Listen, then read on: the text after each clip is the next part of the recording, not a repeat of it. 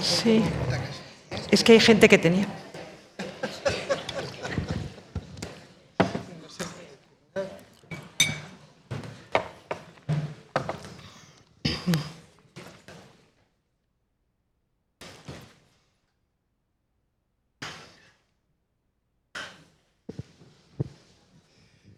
Hola, buenas tardes a todas.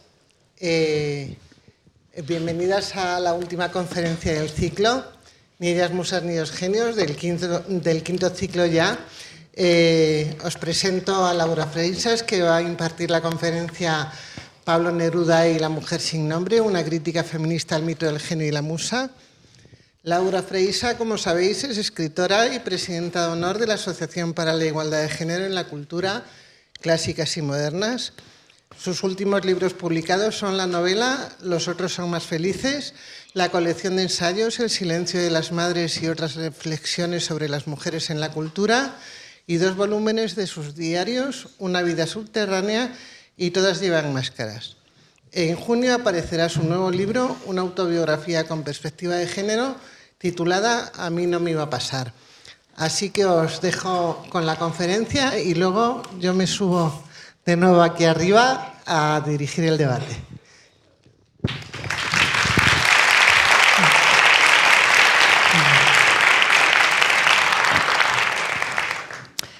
Hola, buenas tardes. Ante todo, quiero dar las gracias a CaixaForum por acoger este ciclo. Gracias a Pilar Vicente de Foronda por presentarme. Gracias a vosotras y vosotros por vuestra presencia. La conferencia que voy a dar es un poco larga, algo más de 1 hora. Espero que sea amena. Va acompañada por una presentación. Os invito a hacer fotos, a subirlas a las redes. Vamos, por lo tanto, a empezar. En 1974, un año después de la muerte de Pablo Neruda, se publicaron sus memorias bajo el título Confieso que he vivido. En este libro, una de las cosas que cuenta Pablo Neruda es que estuvo en Ceilán como cónsul de Chile y cuando estaba en Ceilán vivía en una casa que no tenía cuarto de baño, tenía solamente un cubo. Y ese cubo, él, cuando se marchaba a trabajar por la mañana, lo dejaba lleno y cuando volvía por la tarde estaba vacío. Eso le intrigaba. Y nos explica: una mañana me había levantado más temprano que de costumbre. Me quedé asombrado mirando lo que pasaba. Entró por el fondo de la casa, como una estatua oscura que caminara, la mujer más bella que había visto hasta entonces en Ceilán, de la raza tamil, de la casta de los parias. Los parias, también llamados intocables, son los que se ocupan de los excrementos, de los muertos, etc. Se dirigió con paso solemne hacia el retrete, sin mirarme siquiera, y desapareció con el sórdido receptáculo sobre la cabeza. Él sigue diciendo que se siente muy intrigado por esta mujer. Yo, para ilustrarlo, he cogido una fotografía de una mujer tamil actual, y poco después cuenta lo siguiente. Una mañana, decidido a todo, la tomé fuertemente de la muñeca y la miré cara a cara. No había idioma alguno en que pudiera hablarle. Se dejó conducir por mí sin una sonrisa y pronto estuvo desnuda sobre mi cama. Su delgadísima cintura, sus plenas caderas, las desbordantes copas de sus senos la hacían igual a las milenarias esculturas del sur de la India.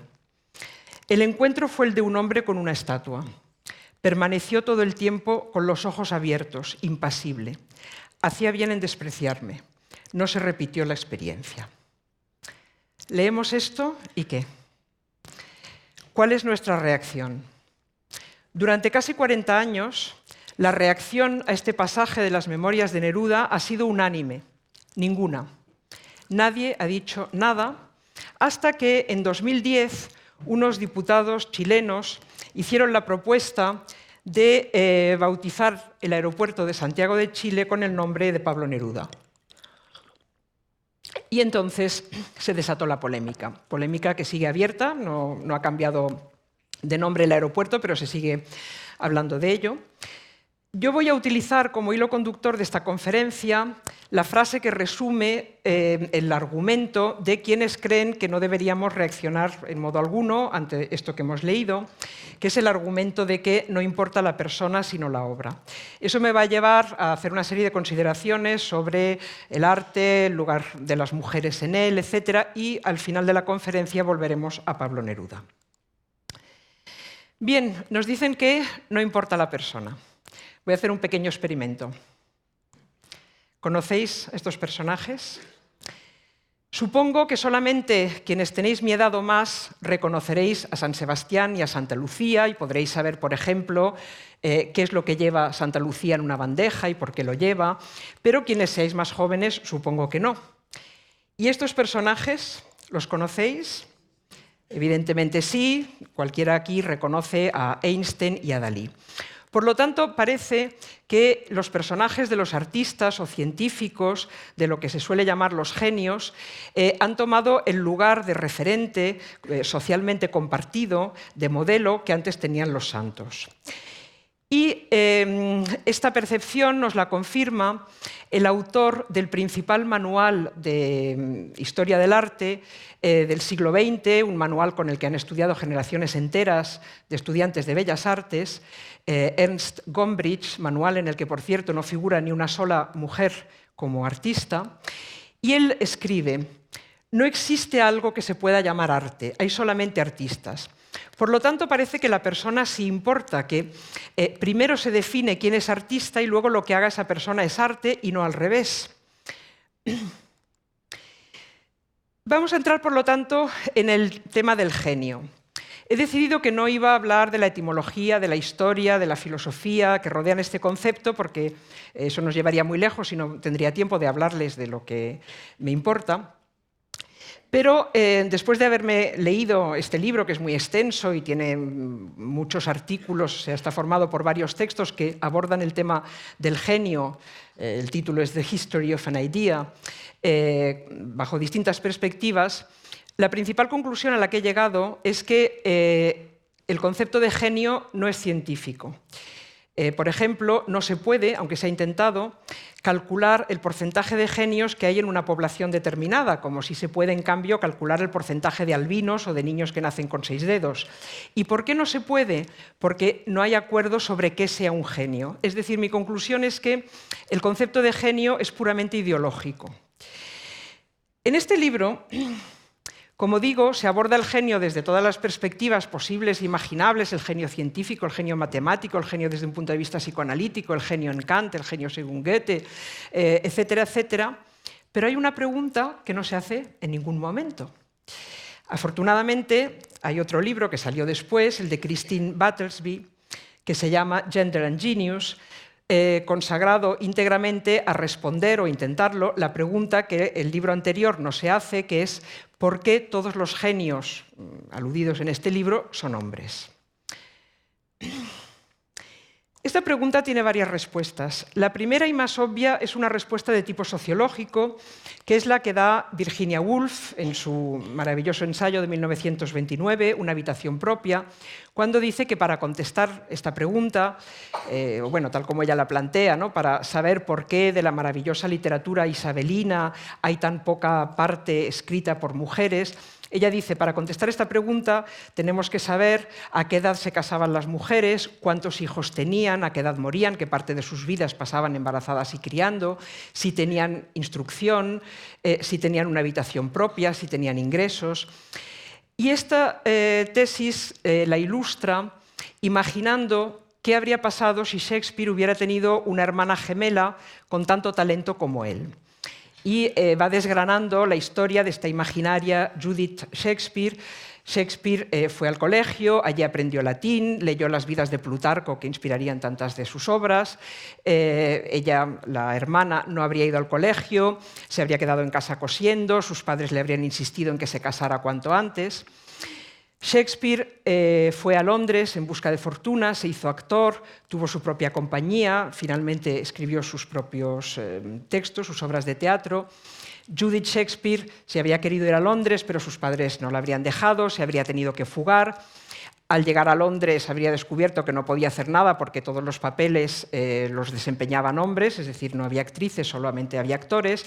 Y entonces Virginia Woolf sigue imaginando lo que le pasaría a esta Judith Shakespeare y dice, se reían de ella, finalmente encontró un productor que se apiadó de ella y la protegió, tanto la protegió que la chica quedó embarazada y ante la perspectiva de lo que significaba ser una madre soltera se suicidó.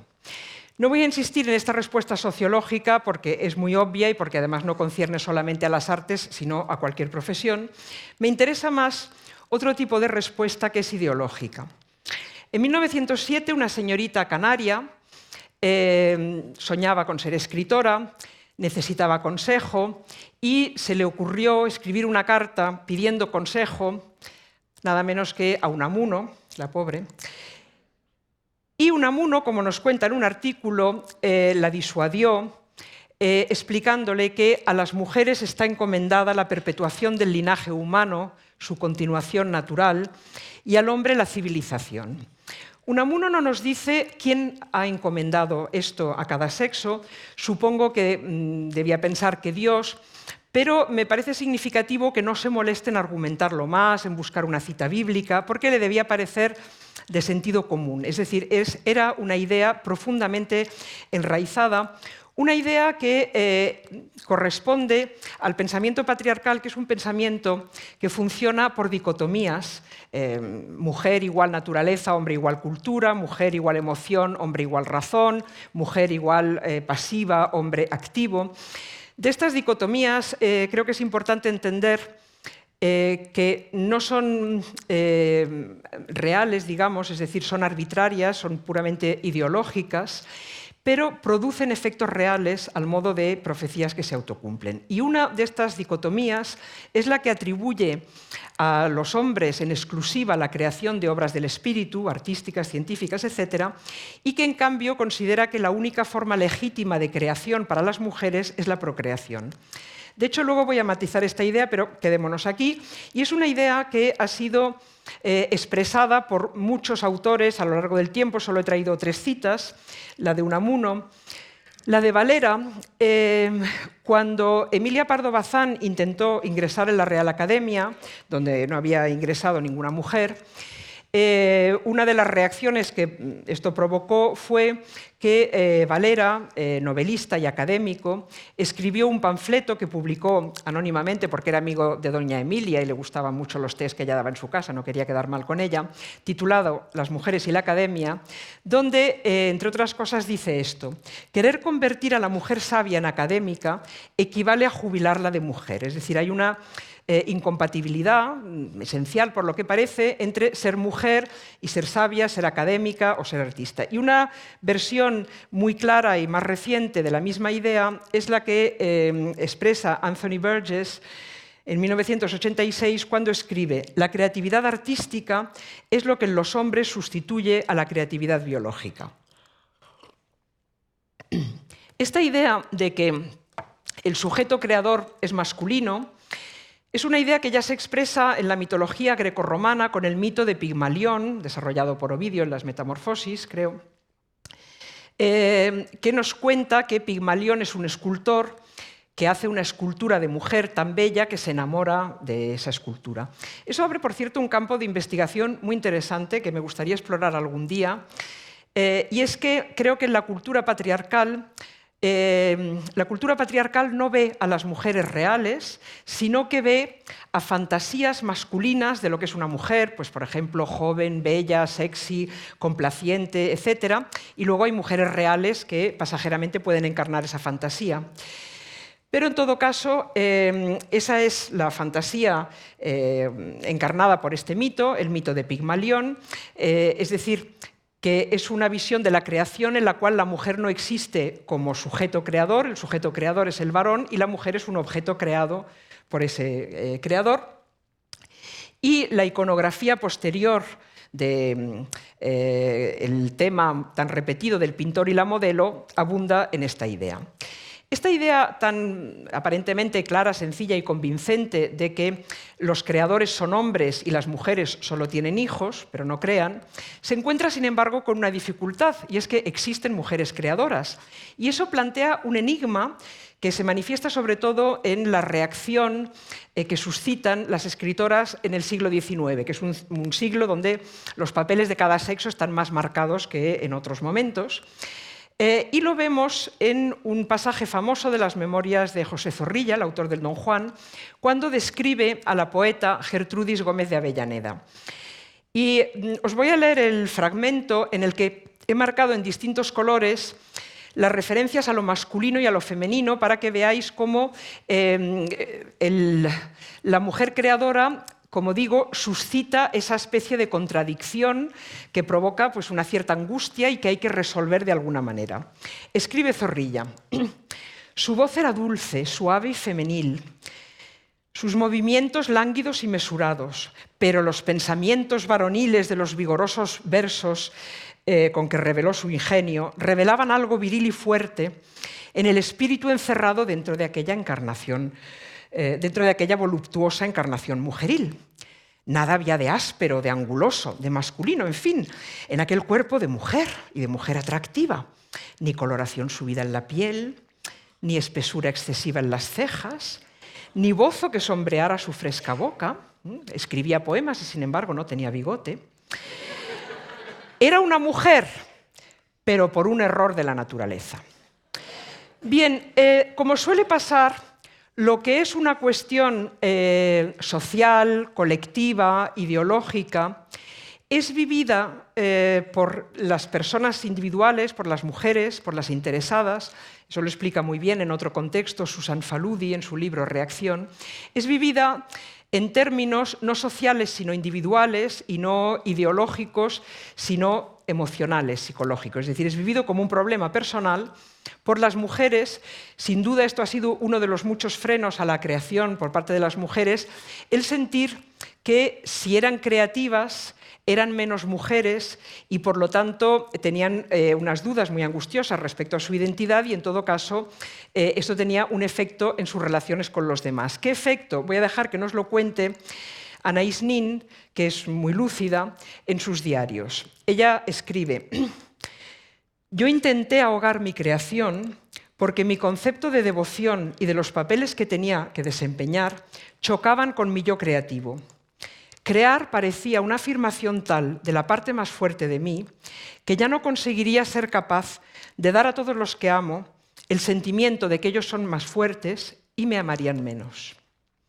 Y ahora vamos a verlo desde el otro punto de vista, desde el punto de vista de los hombres. Voy a leer un extracto de las memorias de la pintora española Amalia Avia, que, rememorando sus años en la Escuela de Bellas Artes, recuerda que hay algo que la sorprendía. Estos insolentes amigos míos, los otros estudiantes, hablaban como si solo unos cuantos elegidos, entre los que por supuesto no se hallaban las mujeres, tuvieran acceso a la creación. Pisaban tan fuerte que ahora, al recordarlo, me parece raro que no tuvieran todavía una obra hecha. Acababan de salir de la escuela y ya los mirábamos como genios, quizá porque ellos mismos así se miraban. Esto es una bonita ilustración de lo que dice Gombrich. No es que exista el arte y quienes lo hacen sean artistas, sino que lo fundamental es definir quién son o quiénes pueden ser artistas y luego ya harán arte. Pero de entrada se pueden ver a sí mismos como artistas, como genios, porque están respaldados por una ideología que les dice que ellos sí son sujetos creadores y pueden ser genios, y por un relato histórico donde todos los genios, como en el libro de Gombrich mismo, son hombres. Por lo tanto, ese imaginario que desempodera a las mujeres empodera a los hombres. Bien, he dicho que la creación artística para la ideología patriarcal o científica, etcétera, es masculina y la procreación femenina. Pero pensándolo mejor, me he dado cuenta de que en realidad la ideología patriarcal nos dice que toda creación, incluida la procreación, es masculina. Esta idea aparece por primera vez en un pasaje ahora famoso de una obra de Esquilo del siglo V a.C., las Euménides, donde Apolo interviene en la acción. La acción consiste en que Orestes ha asesinado a su madre y Apolo le está defendiendo, argumentando que matar a la madre en realidad no es tan grave. ¿Y cómo lo argumenta? Sí, me interesa mucho recalcar que la ideología encarnada en la cultura no es algo que esté en un ámbito cerrado y ajeno, digamos, a nuestras vivencias, a la sociedad, a las leyes, a las condiciones materiales, sino que al contrario tiene una influencia absolutamente determinante. Pues bien, ¿qué dice Apolo? Dice, y esto es una idea nueva en la época, del hijo no es la madre la engendradora, es nodriza tan solo de la semilla que en ella se sembró. Quien la fecunda, ese es el engendrador. Puede haber padre sin que exista madre. Esa idea de que puede haber padre sin que exista madre es una idea que vemos abrirse paso en la cultura griega. En la cultura o en la mitología griega hay muchas formas de nacer. Se puede nacer por un parto natural de una mujer, se puede nacer de la espuma del mar, de muchas maneras. Y hay una manera que es nacer del cuerpo de un hombre. Esto me dicen, yo no entiendo, no conozco bien el tema, pero me dicen que es algo que aparece en todas las mitologías, esa fantasía masculina de dar a luz, de estar embarazado, de que sea el hombre el que está embarazado y dé a luz. Aquí lo vemos ilustrado en esta cerámica, donde vemos una ilustración del mito según el cual Atenea nace del cuerpo de su padre Zeus. Hay varias versiones, en una Zeus está embarazado en un muslo y en otra está embarazado en la cabeza, como vemos aquí. Y esa idea va a ser la que recoja el Génesis, que de todas esas maneras de nacer va a elegir una, que es el padre sin madre. Dios Padre crea el mundo y crea a los dos primeros seres humanos sin necesidad de madre. Esa idea de que la procreación es cosa de hombres nos puede parecer, bueno, pues que no es científica, que es propia de la mitología, a pesar de que la mitología cristiana está muy presente, en fin, se enseña en las escuelas. Pero lo que es curioso es que pervive mucho más de lo que parece. Por ejemplo, en esto que se cuentan los niños. Papá puso una semillita en mamá, olvidando que mamá también puso una semillita, por ejemplo, ¿no? Y aquí quiero poner un ejemplo curioso de cómo la ciencia no es ajena a la ideología, o sea, cómo contamos lo que supuestamente es científico, dándole una versión que está mediada por la ideología, y luego utilizamos la ciencia para reforzar la ideología. Y mi ejemplo es el de ese relato que caricaturiza Woody Allen en esta película, de la fecundación como una carrera de los espermatozoides activos, rápidos, competidores, como ciclistas, que llegan a un óvulo totalmente pasivo. Esta idea es falsa, yo tampoco entiendo de esto, pero bueno, algo he leído al respecto, porque no es cierto ni que los espermatozoides sean rápidos y vayan en línea recta, sino que se pierden, hacen zigzags, en fin, etc. Están bastante despistados. Y tampoco es cierto que el óvulo sea algo inerte y pasivo. Pero me llama la atención el paralelismo total con las carreras ciclistas, donde muchos varones corren en línea recta para alcanzar la copa, que es un símbolo femenino, y la chica, ¿no? Bien, si toda creación, tanto de obras del espíritu como de seres de carne, es masculina, ¿cuál es el papel en ella de las mujeres? Hay varios papeles. Uno es la mujer como objeto de deseo que inspira la obra. Y esto lo vemos ilustrado en una iconografía omnipresente, que es la de la mujer tumbada, la mujer inerte, incluso con los ojos cerrados, como en este cuadro de Tiziano, que es un cuadro, una iconografía cuyo protagonista, como dice John Berger en un libro fantástico que os recomiendo, que se llama Modos de ver, que es muy claro además, cuyo protagonista, como digo, no está en el cuadro, pero es evidentemente el protagonista para el cual existe todo y está todo agenciado, que es el espectador varón. Es decir, es un cuadro creado por un varón, para un varón, y presenta a la mujer como objeto de deseo inerte, ofrecido a ese sujeto masculino, voyeur o deseante o incluso depredador. Y además se identifica con la naturaleza, porque también la naturaleza es vista como algo pasivo, inagotable y ofrecido a ese sujeto que puede saquearla, que puede, digamos, extraer de ella lo que a él le convenga sin reciprocidad. A mí me hace mucha gracia cuando nos acusan a las feministas de ser puritanas y de odiar el sexo, porque me parece evidente que no es el sexo lo que odiamos, sino que lo que odiamos y combatimos es la desigualdad, la dominación, la explotación, que se pueden expresar en el campo del sexo como se pueden expresar en cualquier otro.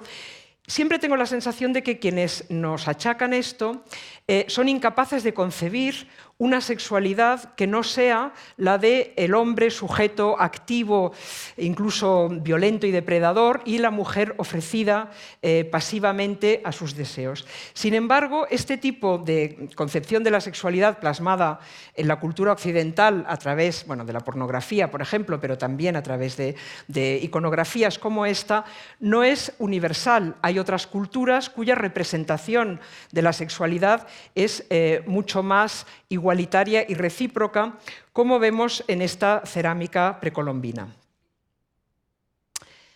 El segundo papel que puede tener la mujer en esta visión del hombre como único sujeto creador es la mujer como objeto creado. Vuelvo a sacar a colación el mito de Pigmalión o el mito bíblico en el Génesis, en que Dios Padre, insisto, sin madre, crea al varón y luego extrae a la mujer del cuerpo de varón, ¿no? En una curiosa y significativa inversión de la realidad biológica.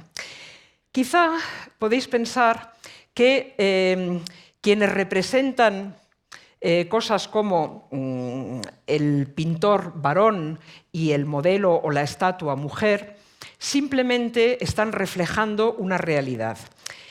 Pues bien, quiero deshacer ese equívoco porque la cultura nunca, jamás refleja nada de forma simple e imparcial. La ideología es inevitable, siempre hay una interpretación, siempre hay un filtro. Y eso lo quiero ilustrar con este cuadro.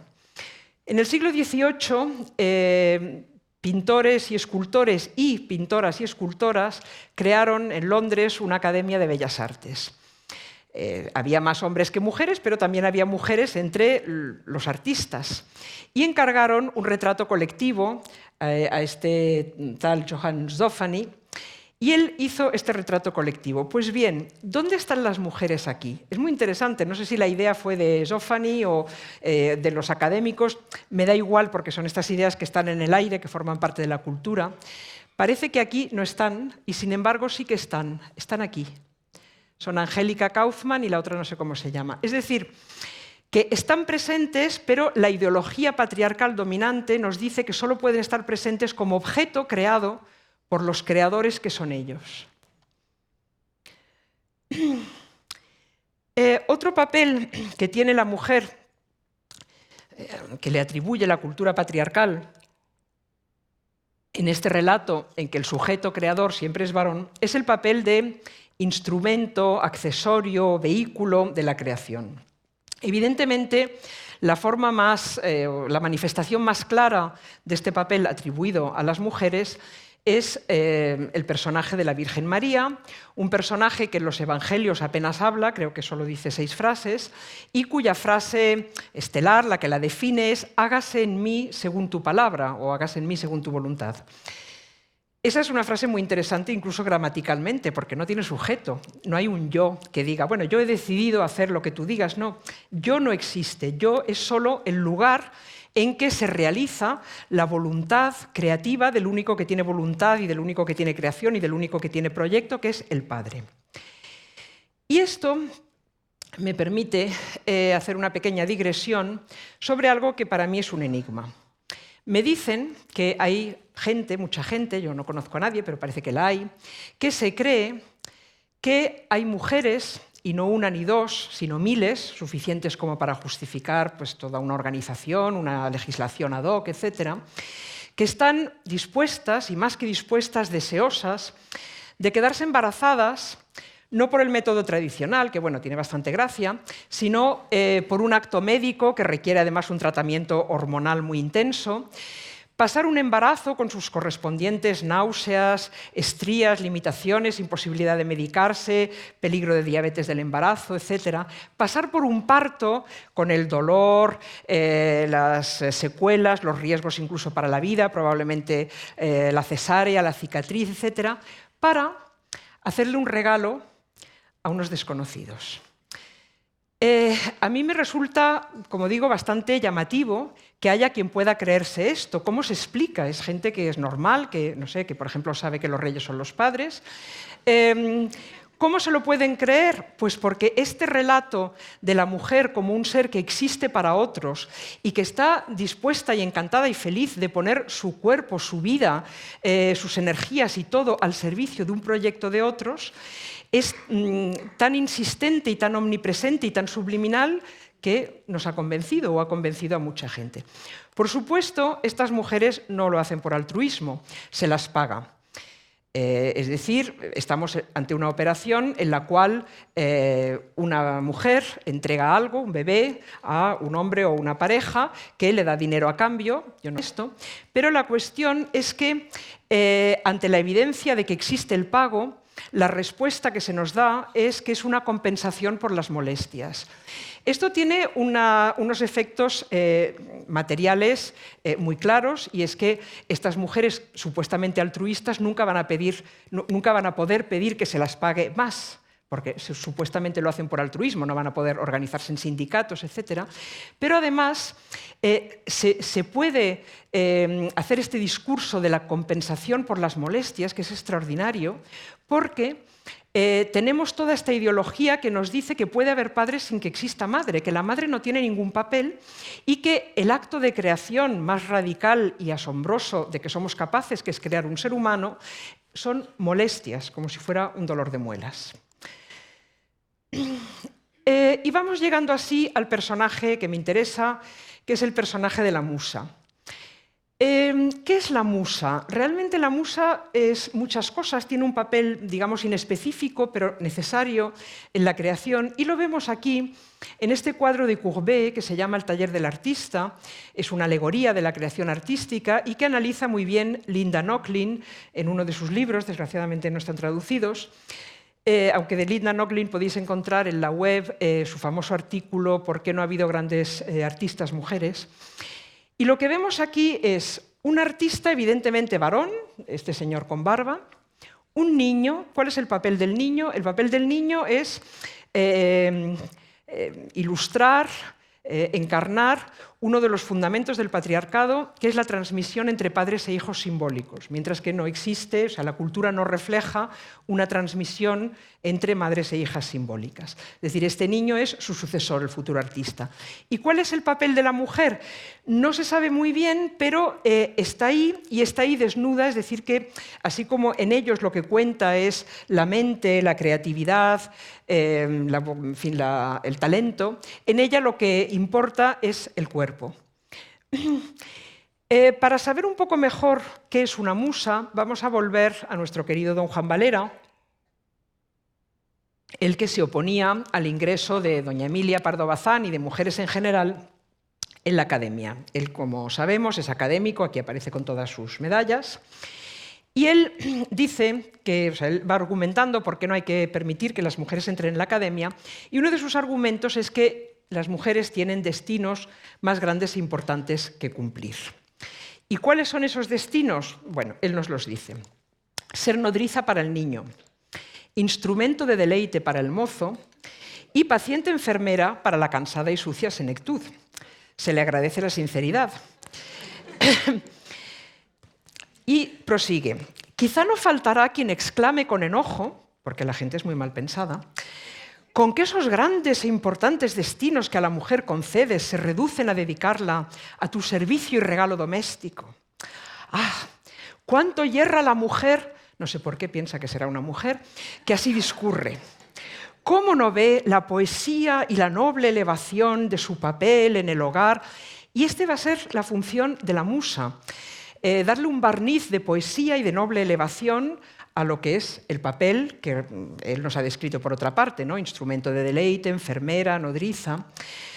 En el hogar, sigo, donde le toca descollar cual reina y señora, no como él, que se tenía que conformar con ser académico.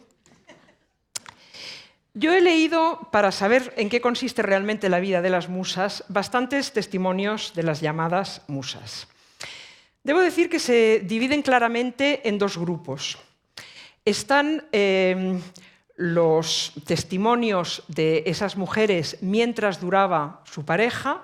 Luego leeremos el de Zenobia Camprubí, la mujer de Juan Ramón Jiménez. Y luego están los escritos por las musas viudas. Para una musa, el máximo estatus, digamos, la meta de su carrera es llegar a viuda. Porque tiene, cuando es viuda, tiene el nombre, el estatus, la posición social, el patrimonio, la gestión de los derechos, etc., y no tiene al marido. Estos libros de viudas son unos libros muy curiosos porque son una especie de vidas ejemplares, sumamente agiográficos, evidentemente, que nos quieren convencer de dos cosas. Una, que su marido fue un grandísimo artista y fue muy importante. Evidentemente, de ello depende el estatus de ella. Y luego, reafirmar su propio estatus, su legitimidad como viuda, máxime teniendo en cuenta que puede haber otras esposas o exesposas y otros herederos. De hecho, entre paréntesis, he observado que es muy frecuente, no solamente en los artistas, sino en general en los hombres de éxito en cualquier ámbito, el tener 3 parejas sucesivas, a veces 2, a veces 4, pero 3 es el número habitual, que cada una está menos empoderada y está más dedicada a él, o sea, cada pareja es más desigual que la anterior. Suelen empezar teniendo una pareja de su edad, mismo nivel de formación, etc.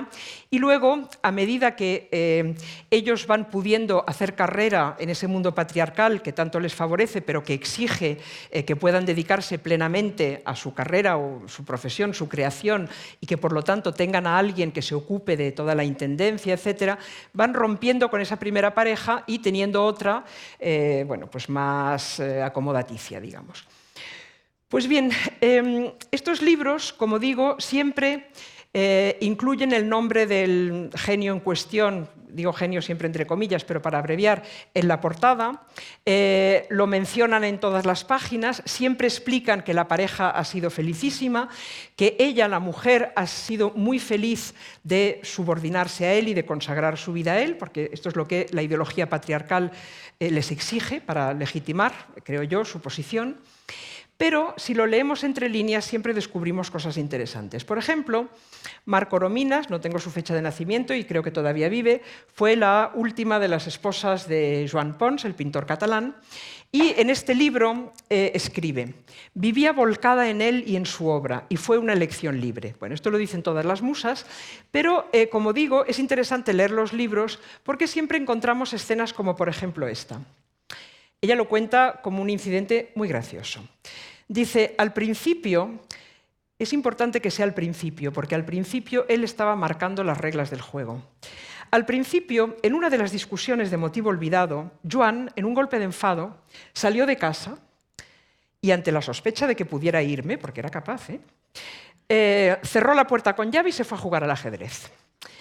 Bien, luego ella cuenta que llora, que se enfada, que está pensando en saltar por el balcón, pero que él se acuerda de pronto que tiene una mujer y que la deja encerrada en casa, y llega, y bueno, no pasa nada, y ella lo cuenta como algo muy gracioso, con lo cual lo que nos muestra es, en el fondo, y perdón por la comparación que puede parecer muy excesiva, lo mismo que 50 sombras de Grey. Es decir, nos cuenta, y esto es muy interesante porque la cultura patriarcal nos dice que a las mujeres les gusta sufrir o nos dice que no importa lo que sientan las mujeres, solo importa lo que sientan ellos. Pero ante el sufrimiento de las mujeres, ante situaciones humillantes para ellas, de sumisión, etc., la cultura patriarcal nos dice una de esas dos cosas, o que no importa o que a ellas les gusta, pero las mujeres que escriben en apariencia contando lo mismo, como en 50 sombras de Grey, y con una mentalidad ciertamente patriarcal, de hecho nos están diciendo otra cosa. Nos dicen, hay que sufrir para obtener lo que ellas quieren obtener, muy legítimamente, que no es lo que nos dice la sociedad patriarcal que las mujeres quieren, que es fama, dinero y riqueza, como al final de 50 sombras de Grey, en que después de todo esa aceptación del sufrimiento, de la humillación, del sadomasoquismo, etc., ella llega a tener su loft, su helicóptero y su empresa. Y esto, salvando las distancias, es un poco lo mismo. Es decir, nos muestra que para llegar a este estatus envidiable de, por fin, la viuda del gran hombre, ella ha tenido que pasar por un proceso de domesticación o infantilización. Y ahora vamos a ver otra versión del genio y la musa. La historia oficial nos dice que los grandes hombres se hacen a sí mismos. Esta frase me encanta porque es obviamente una negación de la maternidad, que son autosuficientes y que las mujeres en su vida son una nota a pie de página, pero en realidad estos hombres necesitan evidentemente una mujer para poderse dedicar a su obra. Y creo que cuando ellos ya son famosos les es bastante fácil conseguir una mujer más joven, etcétera, etcétera, pero al principio, cuando no son conocidos, no. Y ahora veremos las estrategias que despliega ese genio in pectore, que es entonces el joven Juan Ramón Jiménez, a la caza de una musa, que viene a ser Zenobia Camprubí, a quien él ha conocido, se ha enamorado de ella, ella no se quiere casar con él en un primer momento, y él intenta convencerla, y vamos a ver cuál es la vida que le ofrece. ¿No querría usted, le escribe, es que tenemos toda su correspondencia, una vida plena, feliz, casi divina? ¿Por qué divina? Bueno, es la divinización, la sacralización del genio. Ella podrá ser la sacerdotisa de ese culto. Radiante de entusiasmo. ¿Y en qué consistiría esa vida plena, feliz y casi divina? Bueno, en ayudarle a él. Ayúdeme a vivir, a trabajar. Luego va entrando en materia. Usted sería la administradora ideal. Y luego va entrando todavía más en materia. Me quedan dos cosas que pedirle. Una, que no vaya usted a los cines. Otra, que no vaya usted de excursiones con muchachos. Ella se casó, algo que siempre me ha sorprendido, yo creo que Zenobia Camprubí va para mucho más, pero bueno, se casó, y nos ha dejado unos diarios, al principio eran como agendas, pero luego pues empezó a explayarse un poco más, donde, por ejemplo, cuenta lo siguiente. Leo un día casi al azar. Ellos están en el exilio, en Puerto Rico, y ella anota en uno de los días: hoy, con la moral completamente baja por el calor, por no tener nada que hacer y porque Juan Ramón está en actitud polémica, egoísta e irritable. Ella no tiene nada que hacer, porque el papel de las musas es, como ella misma dice en otro momento, vivir como en la sala de espera de una estación esperando que llegue el tren. El tren es Juan Ramón, que en un momento dado le dirá, pues ponme un whisky, hazme la cena, o vamos a cenar, entiéndase, haz tú la cena, voy a dictarte algo, necesito que escribas a no sé quién, o que pidas hora para el dentista. Las vidas de las musas en realidad son bastante prosaicas. Dice, me encuentro planeando el resto de mi vida egoístamente, no lo llego a hacer, pero sueña. Quiero un cuarto para mí sola, para hacer lo que me dé la gana. Y hace una lista de las cosas que le gustaría hacer y que deducimos que no puede hacer viviendo con Juan Ramón, que, por ejemplo, como cuenta en otro momento, no le dejaba, vivían en un sitio muy pequeño, estaban en el exilio, eran pobres, no le dejaba leer el periódico porque el roce de las páginas, cuando ella las pasaba, le desconcentraba. Abrir bien las ventanas, Juan Ramón no le dejaba. Ponerme crema en las manos cuando el fregar me endurece la piel. Es triste reconocerlo, pero las musas friegan platos. Y moverme en la cama si me apetece. Ale. Y aquí voy a hacer una pequeña digresión, que en realidad no lo es tanto, sobre la función ideológica de este mito del genio, que no es solamente relativa al género, o sea, a la jerarquía de los sexos, sino también a la jerarquía de las clases en el capitalismo, es decir, de justificación de la meritocracia, como vamos a ver. Cuando leí la frase de Gombrich en inglés, "There is no such thing as art, there are only artists", yo sabía que me recordaba algo y al final me acordé. Había leído una frase muy parecida que decía, "There is no such thing as society", no hay algo que se pueda llamar sociedad, hay solamente hombres y mujeres y familias. ¿Os acordáis de quién es?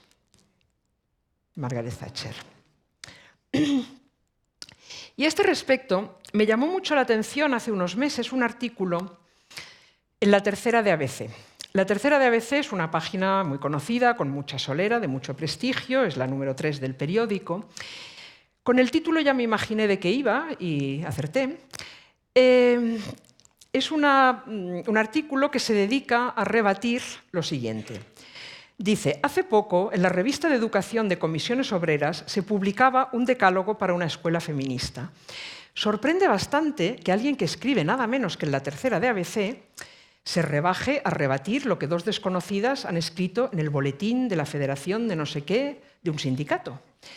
Pero eso justamente revela que estamos ante un asunto crucial para la sociedad, que es quién es el dueño del relato, en el cual se proponía, continúa el autor, eliminar libros escritos por autores machistas o misóginos entre las posibles lecturas obligatorias para el alumnado. Aquí también quiero resaltar una cosa, que es que quienes tienen privilegios viven la pérdida de privilegios como una insoportable privación de derechos.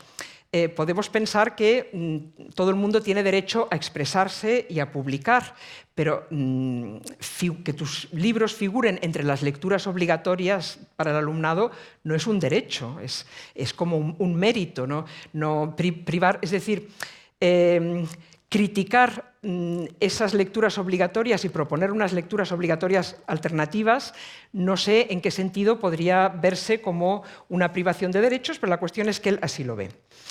Pues bien, ¿cuál es la reacción de este articulista, que es profesor además de enseñanza secundaria, cuando lee el artículo?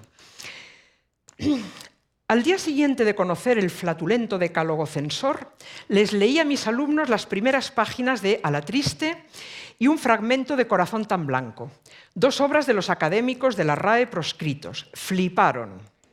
De Neruda les recité Me gustas cuando callas. Se encandilaron. Les expliqué las hazañas empresariales de Amancio Ortega y Juan Roch, fundadores de Zara y Mercadona. Alucinaron. Les puse viejos vídeos de Di Stéfano, secuencias de películas de John Ford, el momento en que unos cadetes desfilan al son del tambor en cuna de héroes. Aplaudieron. Me pareció interesantísimo porque esto es lo que se pretende cuando la historia se nos narra en forma de las hazañas de los grandes hombres. Se pretende hacernos flipar, encandilarnos, alucinar, aplaudir, pero no pensar, ni criticar, ni analizar, ni hacer preguntas. Evidentemente, de las muchas preguntas que se pueden hacer, hay una vez más, que nadie hace, que es ¿y por qué son todos hombres? De hecho, toda nuestra educación, esto está empezando por fin a cuestionarse muy lentamente, pero toda nuestra educación se basa en una doble invisibilidad. La invisibilidad de las mujeres y la invisibilidad de las mujeres. Es decir, que no solamente se nos cuenta una historia y se nos da una versión del mundo en la cual no hay mujeres, sino que nadie nos dice nunca, y ahora vamos a preguntarnos por qué no hay mujeres. Y esa pregunta tarda muchos años en salir a la luz, porque nos han enseñado tácitamente que es una pregunta que no se hace, de eso no se habla. Por ser una pregunta, pues no se sabe muy bien por qué, si porque la respuesta es obvia, si porque es irrelevante o porque, y yo creo que eso es lo que sospechamos las mujeres, su respuesta solo podría ser humillante para nosotras. Griselda Pollock, a quien tuvimos el honor de tener aquí el año pasado en uno de estos ciclos de Ni ellas musas ni ellos genios, y que me ha inspirado, cuyos libros, desgraciadamente no traducidos, me han inspirado mucho para esta charla, lo explica así. No es que la historia del arte sea indiferente a las mujeres, es demasiado simplista decir que son excluidas o discriminadas, sino que es un discurso ideológico masculinista. Su centro es el artista como creador individual, exclusivamente masculino, con un objeto femenino pasivo, un objeto femenino que es indispensable porque uno no puede ser superior si no hay un inferior, uno no puede ser activo y sujeto si no hay un objeto pasivo. La historia es una narración de afirmación retrospectiva. También me hace mucha gracia cuando nos acusan de reescribir la historia, como si la historia de verdad estuviera escrita de una vez por todas y solo hubiera una y nosotras estuviéramos intentando, con malas artes, adulterarla. La historia siempre se está reescribiendo porque la historia no es el reflejo del pasado. La historia es una relación entre el presente y el pasado. Desde el presente formulamos preguntas, queremos saber cosas, queremos afirmar la legitimidad del grupo al que pertenecemos y vamos a buscar la respuesta a la historia, donde no es que haya cualquier cosa. Yo la comparo con un baúl en el cual hay muchas cosas y lo que hacemos a cada vez es ir a ese baúl a buscar unas cosas determinadas y a organizarlas en un determinado relato. Por lo tanto, siempre se está reescribiendo la historia. Las historias que nos cuenta nuestra cultura, prosigue Griselda Pollock, de grandes hombres, son facetas de la misma historia, el héroe, que confirma el narcisismo y omnipotencia masculinos. En definitiva, y ahora volveré a Neruda, el genio y la musa son una versión idealizada, respaldada por la legitimidad que le da el relato cultural, el relato histórico, pero al fin y al cabo son como un bello envoltorio para lo que son el papel masculino y el papel femenino de toda la vida en una sociedad patriarcal. El genio, como el varón, es visto como un ser singular, que tiene una vida propia, un proyecto propio, que sacrifica a los demás legítimamente, esto no se cuestiona, y que con su trabajo obtiene ingresos, fama y posición social, mientras que la musa es anónima, es intercambiable. Por ejemplo, existe ese patrón que os he comentado de tener tres una detrás de otra, es definida como la mujer de, es un ser para otros, no obtiene ingresos propios, ni fama, ni posición social autónoma, es multitarea, igual que las amas de casa. Y ahora volvamos a Neruda. Nos dicen que no importa la persona, sino la obra. Esta conjunción adversativa puede hacernos creer que hay una oposición entre la persona y la obra, o por lo menos que son cosas completamente desconectadas entre sí, independientes entre sí. Pero podría ser que hubiera una coherencia entre la persona y la obra, y que una persona manifestara en su vida personal las mismas actitudes e ideas que luego manifiesta en su obra. Vamos a ver si es el caso de Neruda y, en cualquier caso, quiero subrayar la influencia enorme de un libro como el más famoso de Neruda, 20 poemas de amor y una canción desesperada, un libro que ha vendido millones de ejemplares, ha sido traducido a 25 idiomas y es el libro de poesía en lengua castellana más leído del siglo XX. Como explica y muestra en su libro Guadalupe Borges, en este libro La imagen de la mujer en la poesía amorosa de Pablo Neruda, el papel de las mujeres o de la mujer en la poesía de Neruda es un papel que es muy coherente con esta ideología que hemos visto hasta ahora. Voy a leer solamente extractos de dos de sus poemas. Cuerpo de mujer, blancas colinas, muslos blancos, te pareces al mundo en tu actitud de entrega. Mi cuerpo de labriego salvaje te socava y hace saltar el hijo del fondo de la tierra. Para sobrevivirme te forjé como un arma, etc. Aquí vemos la visión de la mujer como cuerpo, no como sujeto, encarnado en un cuerpo, pero sujeto, su identificación con la naturaleza, la visión de la naturaleza y la mujer como algo entregado para su uso y disfrute por parte del sujeto, que es masculino. Vemos también cómo el hijo es visto como un producto de la creatividad masculina. Ella se compara a la tierra, esto es lo mismo que decía Apolo en las Euménides, y esa utilización de la mujer como instrumento. Para sobrevivirme yo te forjé a ti para que me dieras ese hijo. Otro poema es el del tigre. Soy el tigre, te acecho entre las hojas. Llegas, desnuda te sumerges, espero. Entonces, en un salto de fuego, sangre, dientes, de un zarpazo derribo tu pecho, tus caderas, bebo tu sangre, rompo tus miembros uno a uno. Y termina hablando de mi amor asesino. Os quiero recomendar un libro buenísimo que es El sustrato cultural de la violencia de género. Está agotado, pero a través de Iberlibro se puede conseguir, donde hay un capítulo firmado por Mercedes Bengoechea que analiza el imaginario de cierta poesía amorosa de autoría masculina, Entre esos autores figura Neruda, con otros, y nos dice una serie de cosas que encontramos en los ejemplos que acabo de dar. Nos explica cómo en estos poemas llamados de amor, me cuesta un poco llamar poema de amor a lo que acabamos de leer, la mujer es vista como un cuerpo y como un cuerpo troceado. Esto es absolutamente característico de la cultura patriarcal, el mostrar a las mujeres como cuerpos y como cuerpos a trozos. Es la máxima expresión de cosificación. Esas mujeres embarazadas sin cabeza, esos trozos de mujeres, pechos, traseros, etc.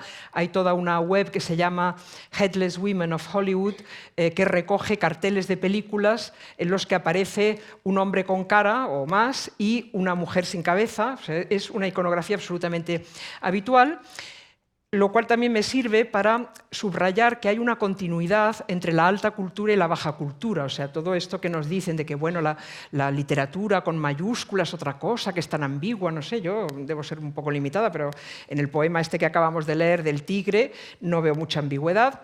En fin, la cuestión es que hay una continuidad. Y una de las características de esta cultura es la fragmentación del cuerpo de la mujer, como hemos visto en el primero de los poemas que he citado, ¿no? Blancas colinas, muslos, etcétera, etcétera.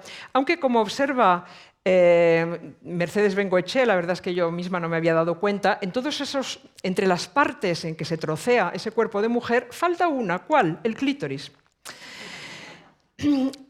Este tratamiento de las mujeres las priva, sigue Mercedes Bengoechea, de su carácter humano y de sujeto, y hace imposible la reciprocidad. Es un sujeto con un objeto, no son dos sujetos. Luego muestra también lo habitual que es que el varón se presente en el poema como una especie de dios capaz de destruir a la mujer y que lo hace para recrearla según sus propios deseos y necesidades. Lo puede hacer con imágenes muy hermosas, como amasar el pan, con harina, etc. Pero al final siempre es lo mismo, es construir a la mujer para que encarne la fantasía masculina. Y subraya que esto es lo que hacen los poetas amorosos heterosexuales, pero no las poetas que en sus poemas de amor piden o sueñan con la fusión, la reciprocidad, una relación, digamos, entre sujetos.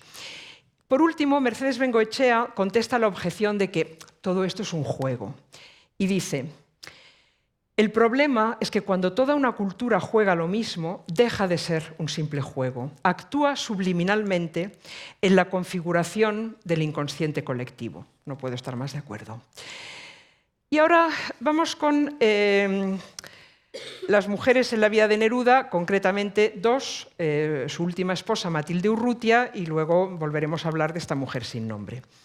Matilde Urrutia, cuando se quedó viuda, escribió el libro de la viuda, del que ya he hablado, el típico libro, en el cual cuenta pues, lo que se cuenta, como he dicho, en estos casos. Es un libro en cuyas 300 páginas Pablo Neruda aparece unas 900 veces, si no son 3000, empezando por el título, y que es una celebración, una hagiografía de Pablo y de la vida conjunta de ellos. Empieza diciendo: mi vida era vacía, inútil, hasta que llegó Pablo y Pablo ocupaba todas las horas de mi vida.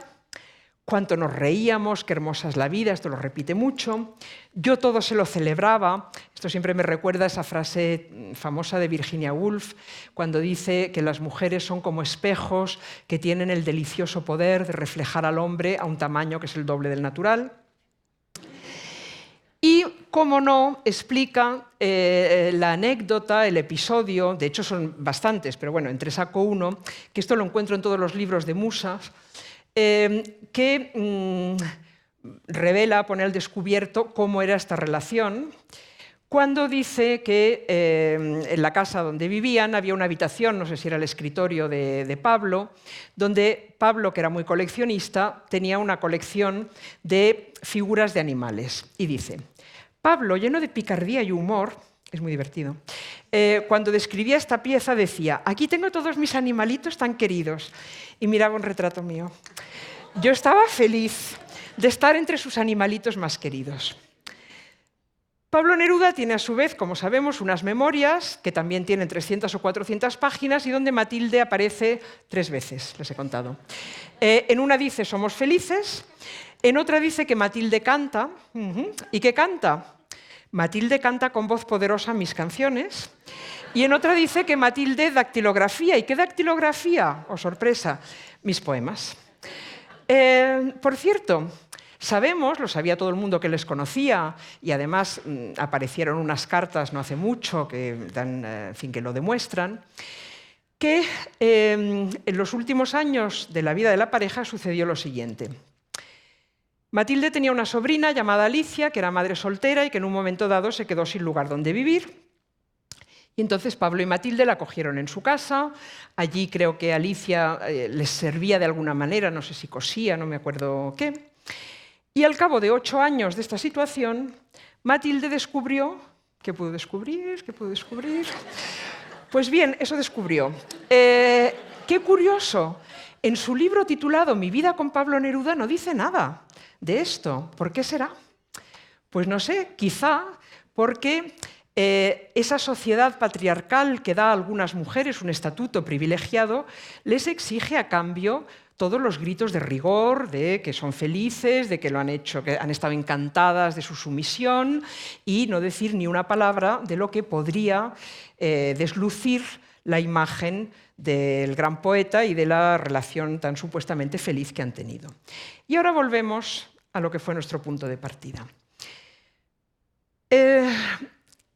Al releer, con todo lo que sabemos ahora, la descripción que hace Neruda de esa mujer paria, pobre, analfabeta, me llama la atención cómo en solo una página o 2 dice varias veces la palabra estatua.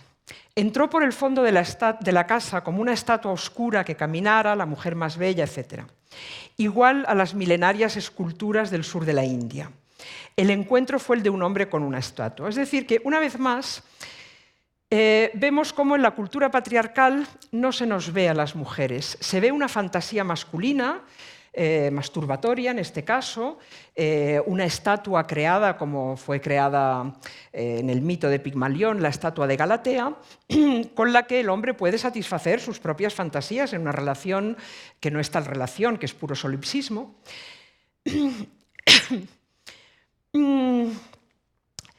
Y vuelvo a la polémica que por fin suscitó este pasaje a raíz de todo el tema del nombre del aeropuerto.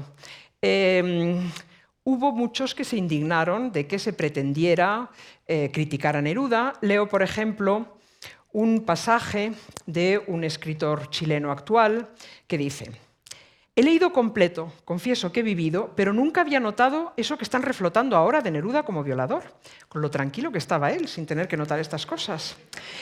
Es un hermoso, pudoroso, sensual, valiente momento de prosa. Criticarlo es no leer el libro en su contexto ni en su época», y se va viniendo arriba y termina diciendo: «Deberían arrestar a los tontos que creen esa teoría del violador». Lo que pretende Rafael Gumucio es que hagamos lo que, a fin de cuentas, se hace siempre, que es contemplar la cultura desde un punto de vista puramente estético, dejando de lado todo juicio ético o político, o ni siquiera juicio, simplemente la visión de la evidencia. Por ejemplo, y este ejemplo lo da también John Berger y Griselda Pollock también, las representaciones de violación, como este hermoso cuadro de Tiziano, nos las explican en las facultades de arte o en las visitas a los museos, hablando de la pincelada, del claroscuro, de la composición en diagonal típica del barroco, pero en ningún momento reconocen o expresan que se trata de una representación de una violación, ni se preguntan cómo es representada esta violación. Ya he dicho que la cultura inevitablemente lleva una ideología y una subjetividad, no se puede representar ni una violación ni se puede representar nada de una manera totalmente imparcial y, por ejemplo, es evidente que en este cuadro, cuya belleza no discuto, se está embelleciendo y erotizando la violación. Pero de eso no se habla. Por supuesto, a partir de 2010, cuando se enciende esta polémica, no se oyen solamente las voces que dicen esto, sino también